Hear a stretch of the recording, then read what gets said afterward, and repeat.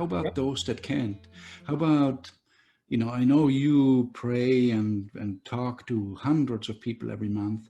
How about those that are, suicidal or that are drug addicted and they just cannot even process anymore that thought, of let me release everything. How do you help them? How does grace healing play a role for Well, in those my people? experience, and I've dealt with many people right at the brink of what you're describing, um,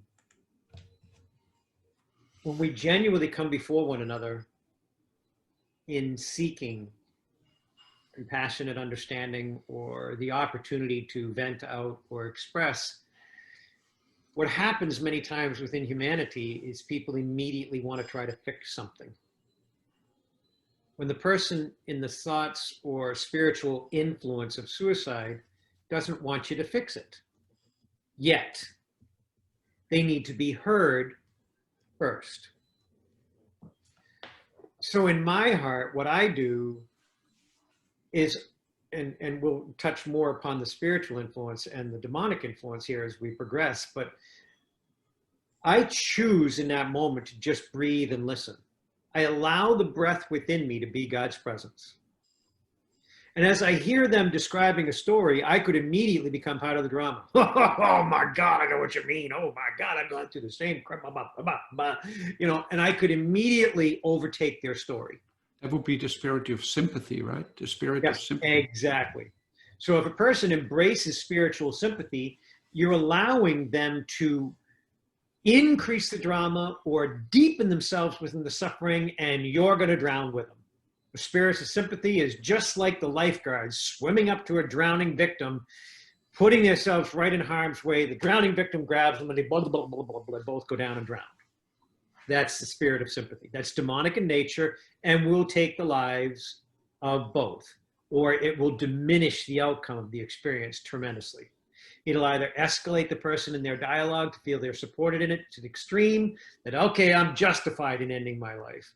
Or the other side of it, where it becomes so heavily burdened on the individual receiving the input from the potential suicide candidate that that person leaves the phone call wondering what good is life. And they feel hopeless. And that's planted a seed to eventually become an overwhelming nature within that person. And they personally start thinking about the possibility of suicide. Well, geez, my friend Jim committed suicide. Maybe I should do the same thing. And so what I do usually is I listen actively upon God's presence. Not what the person is saying. That's the difference. A lot of counselors listen to what the person is saying. I'm listening for what is God revealing. Because again, when the person calls up and they're heightened and they're pressing a deep emotion into the phone call, I really need to talk to you, Larry, blah, blah, blah, blah, or they're going on, there's my gap moment, because here's the situation presenting, here's my gap moment. And there might be a time in their extreme reaction that I can say, well, are you interested in freedom from this? Or do you just need a chance to speak? No, I really want freedom from this.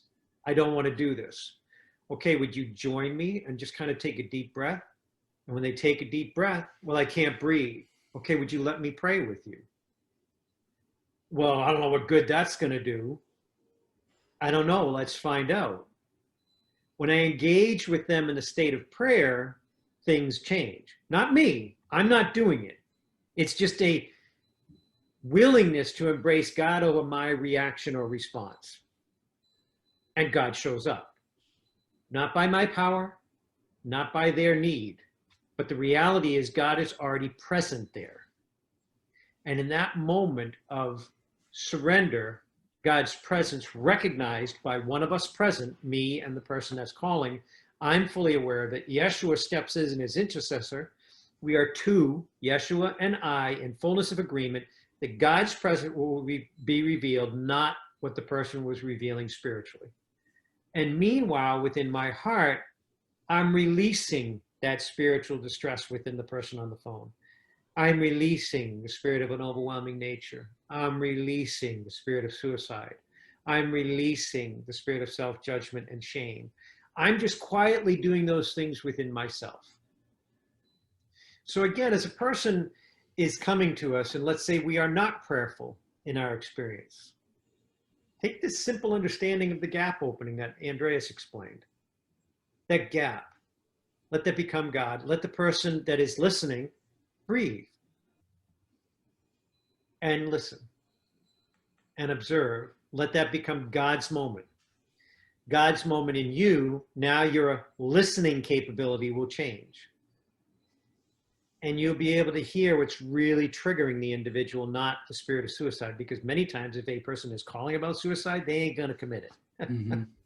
Most of the people that actually do it don't let people know. Yeah. So those that are actually conveying it, there's an underlying issue within there, and nobody's trained to be a psychologist unless they are a psychologist or a psychiatrist. So don't try to fix the problem. Be present. Don't get sucked into the spirit of sympathy. Be present in God. Breathe, listen, and relinquish everything they reveal to you.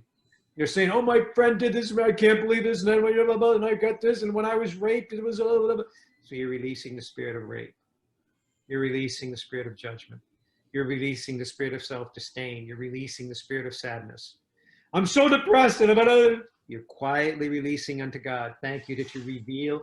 Thank you, God, that you reveal the spirit of depression within my sister or my brother. I return them unto you. I take not within myself any depression. I embrace the fullness of your presence within me for the sake of your daughter that speaks to me.